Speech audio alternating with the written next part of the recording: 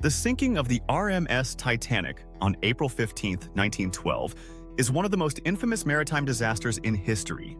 Over 1,000 lives were lost when the unsinkable ship struck an iceberg and sank on its maiden voyage. While the tragedy has been widely attributed to human error and natural misfortune, some conspiracy theories suggest a darker explanation: that the Titanic's sinking was not an accident, but an elaborate insurance scam. Could there be any truth to this shocking claim? Let's dive into the evidence and explore this controversial theory. The basics of the insurance scam theory. The insurance scam theory centers around the idea that the Titanic's owners, the White Star Line, intentionally sank the ship to collect a massive insurance payout. Proponents of this theory argue that the ship that sank was not actually the Titanic, but its nearly identical sister ship, the RMS Olympic, which had been damaged in a prior collision. According to this theory, the ships were switched, and the Olympic was deliberately sunk to claim the insurance money while the real Titanic was secretly repaired and put back into service. The evidence behind the theory. 1. The Olympic's damage. In September 1911, the Olympic collided with the HMS Hawk, sustaining significant damage. 1. Repairs were costly, and the ship was out of commission for months. 1. Some theorists claim that the White Star Line, facing financial strain, decided to scrap the Olympic and use its insurance money to cover the losses. 2. Similarities between the ships. The Titanic and Olympic were nearly identical in design, making it possible to switch them without most people noticing. 2. Conspiracy theorists point to alleged differences in photographs and passenger accounts as evidence of a switch. 3. Insurance payouts. The Titanic was heavily insured, and its sinking resulted in a substantial payout to the White Star Line. 3. Critics of the theory argue that the payout was not enough to justify such a risky and morally reprehensible scheme. 4. Missing passengers.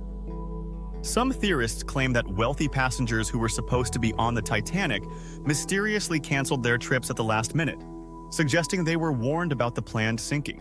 Debunking the theory. While the insurance scam theory is intriguing, most historians and maritime experts dismiss it as baseless. Here's why. 1. Lack of concrete evidence. There is no definitive proof that the Titanic and Olympic were switched. 1. The differences cited by conspiracy theorists, such as the number of portholes or the placement of windows, can be explained by routine modifications or photographic angles. 2. The scale of the deception. Pulling off such a scheme would have required the cooperation of hundreds, if not thousands of people, including shipbuilders, crew members, and insurance investigators. 2. The likelihood of keeping such a massive conspiracy secret is extremely low. 3. The human cost. Deliberately sinking a ship, knowing it would result in the loss of over 1,100 lives, is an unimaginable act of evil. 3. There is no evidence to suggest that the White Star Line or its executives were capable of such a heinous crime. 4. The Olympic's later career. The RMS Olympic continued to serve as a passenger liner until 1935, long after the Titanic's sinking. 4.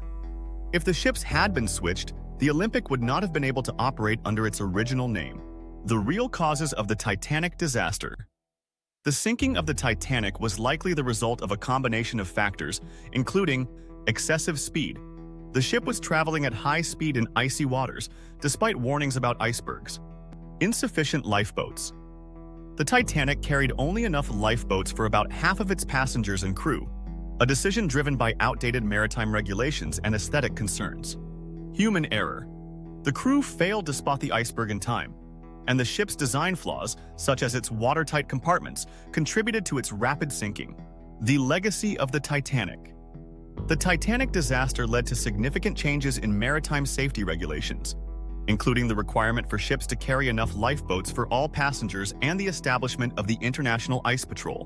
While the insurance scam theory adds a layer of intrigue to the story, it is widely regarded as a fringe theory with little basis in fact. Conclusion. The idea that the Titanic's sinking was an insurance scam is a compelling conspiracy theory, but it lacks credible evidence and ignores the overwhelming historical record. The tragedy of the Titanic serves as a reminder of the dangers of hubris, the importance of safety, and the enduring human fascination with mystery and intrigue.